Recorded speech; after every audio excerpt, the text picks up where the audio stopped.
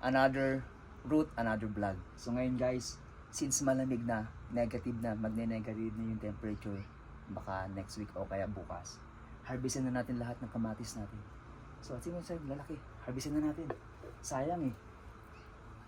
Harvestin na natin lahat ng kamatis. See guys, pahinog na. Lahat ng kamatis, harvestin na natin. Sayang naman yun. Lalaki oh. Kahit yung maliit. Yeah. Huwag yung magliit. Kasi baka biglang mag-iba pa yung climate. Laki o pwede? Well, oh yeah. This one. Tignan natin kung gaano karami yung kukuha natin kamatis guys.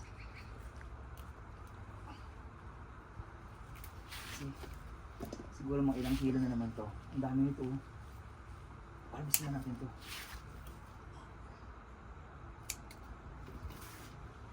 Oh, ito pwede na to. Ang lalaki nito. See guys, ang lalaki. Oh, tingnan to. Naipit na siya oh. Sa sobrang ipit niya. Tingnan mo, hindi na siya maano. Naipit na siya. Ang laki. See? Naipit na siya oh.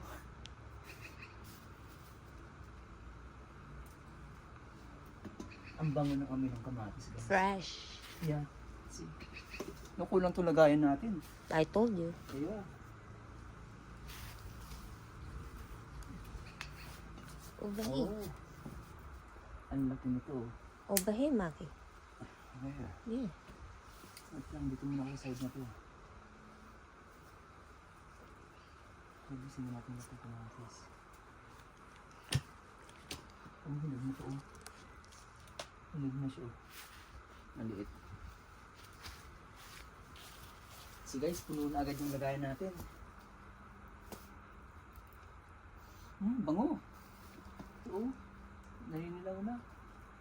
See guys, pahinog na siya oh. And behind the leaves. Oh! Wow! See guys, pahinog na oh.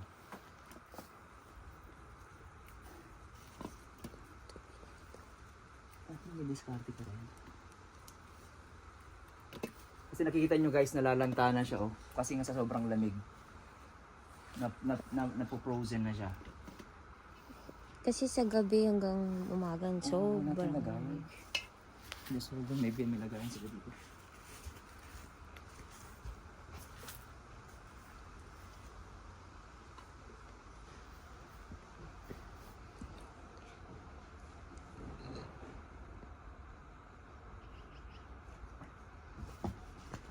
Here guys. Sayang naman, di ba, kung hindi natin harvestin.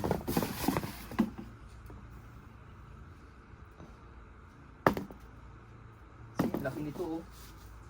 Oh, sulit na sulit to. wow. It's a big one. Especially here. Oh, laglag na. Dami namin kamatis guys eh. It's okay kasi mahal. Oh yeah. Hindi pa nga natin nauubos yung kamatis natin dun. Hinog na yun. Yeah, magigisa tayo mamaya. Sayang. Yeah. Magigisa mo naman sa atin. Oo ah. Si sayang. Mabubulok.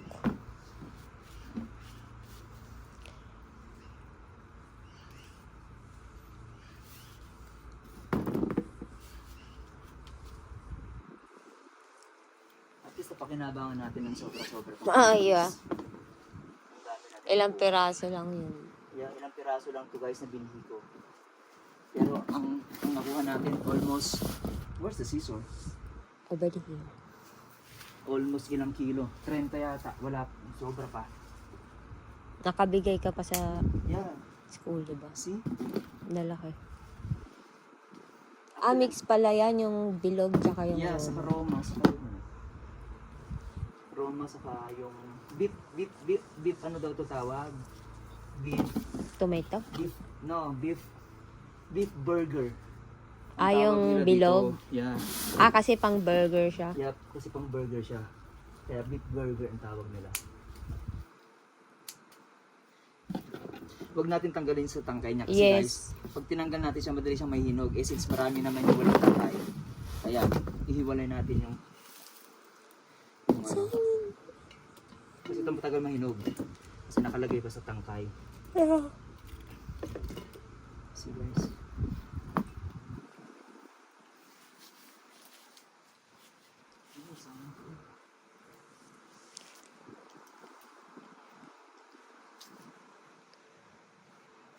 Nakakapaghinayang yung mga maliliit na mamamatay na, although we don't have any other choice kasi nga guys, magtataglamig na.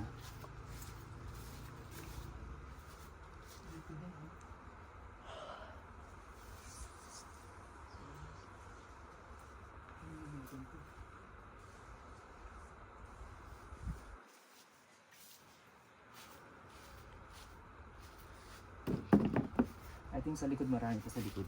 Mm. Oops. Ang dami. Para sa likod. Marami pa dito guys. See, ang lalaki pa dito. Oh. Tatangkayin natin. See guys. Ito meron pa dito.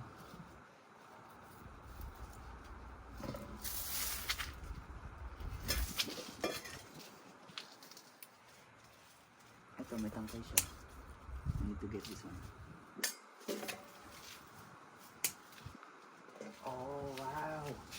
Daming bunga nito. See? Kumponsik. Sulit. Isang family. Sulit yung bunga niya. May bulaklak pa dito. Oh yeah. Ang dami pang monkey kung continuous lang yung climate na mainit. Maganda. Yeah. Yeah, it's gonna be. Pero marami din hindi nakapagtanim ng marami. Kasi nga yung weather. Kila Tita Cora daw, hindi daw sila nakapag-ano na ano. Nakatanim. Pangit daw yung time nila ngayon. Yun nga. Sabi sa akin ng pamangkin niya. Kasi nakakasabay ko siya sa ano, Oh. sa bus. Kasi weather. Antay ko sana si Uncle Boy na mag-harvest ito. Eh. Naku, si Uncle Boy busy yan. Ito, dinangkay dito, lalaki. Let's go. Wait lang. Nandito pa ako sa kabilang side. Ano na maliit. Baka umabot pa yan.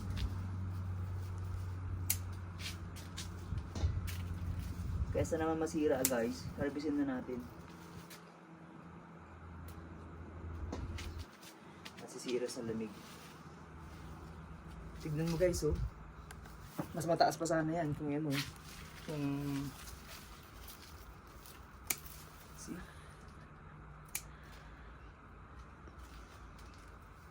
Meron pa ba? Meron pa ba? Hindi na ang bango ng ano no? Kamatis. Ang bango niya.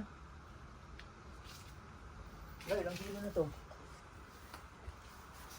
Nakadalawang harvest pa man.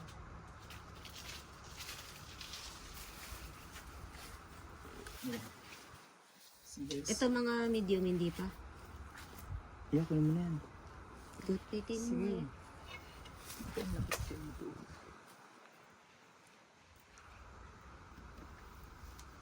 Ito, maliit. Ito malaki ka lang. Tingnan natin to. Sino mamatay din siya? Actually, marami pang bunga eh. See? Ang dami pa nga. Ano, bumulaklak pa nga siya. Sige, sa sobrang lamig niya guys. Sa sobrang lamig, hindi niya na nakasayanan yung ano, yung... Bakit? Si guys, sayang naman yung maliliit oh.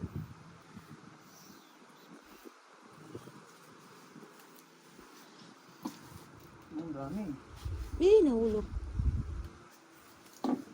Wala na. Ito pa. Hindi ko yun na. Ito ipasok na natin ito. Kasi sayang mamamatay. Gupitin mo mga See? sayang.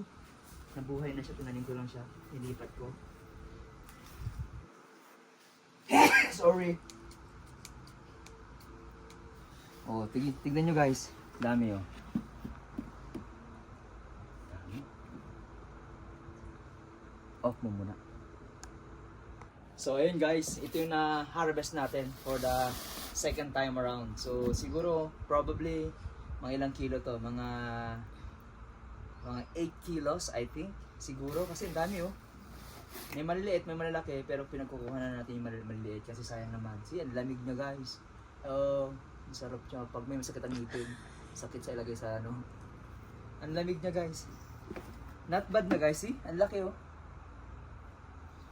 Oh, lalo na to guys, sulit na sulit. Ba? Sobrang laki. Ito pa hinog na to. So magkano na to guys? You know why kung ilan yung tinanim ko dito? Ganito lang karami. Yung punla ko. Ganito yung karaming punla ko. Nilagay ko lang sa isang paso. And then piniga ko siya, diniligan ko siya, tinaburan ko siya ng konting lupa. And then tumubo. Nung tumubo na siya ng mga ganyang kalalaki, nilipat ko na siya dito. Tinanim ko na siya, dalawang row. So kung makikita nyo guys, see? Abot hanggang dito yung kamatis natin. Dapat abot pa hanggang dito yan eh. Kaso nga lang hindi natin siya tinayo, kaya katulad yan. Pero kung continuous pa rin yung pruning natin, yung pagtitrim natin sa kanya sa mga excess na dahon, lalaki pa yan hanggang dito. Tapos mas maraming bunga. The problem is dito sa Calgary guys, limited yung time mo ba? Kasi hinahabol mo yung tag-araw. So kailangan pag nagtatanim ka ng kamatis or any kinds of vegetable dito sa sa Calgary or dito sa Alberta, kailangan guys, tiyempohan mo na pag spring na, magpatubo ka na. At the same time, maitanim mo na siya during summer season para at the end of summer season, may ma-harvest kang ganito. Katulad nito guys. 'Di ba? Patapos na yung fall season, magwi-winter na. So, at least meron kami na harvest. 'Di ba? Not bad na rin guys. Yun yung problema guys dito sa Alberta, bakit walang mga plantation dito ng any kinds of vegetables and fruits. Kasi yung climate, napaka-extreme cold. Kaya, kung gusto mo makakita ng mga vineyards, mga cherry, mga mansanasan, or something like mga plantation ng mga vegetables, or kaya mga gulay, or mga prutas, punta ka ng BC kasi doon guys, maganda yung climate nila doon. So, ayun guys. So, thank you so much everybody for watching. Don't forget to like, share, comment, and subscribe sa aming channel guys. So, thank you so much. Bye!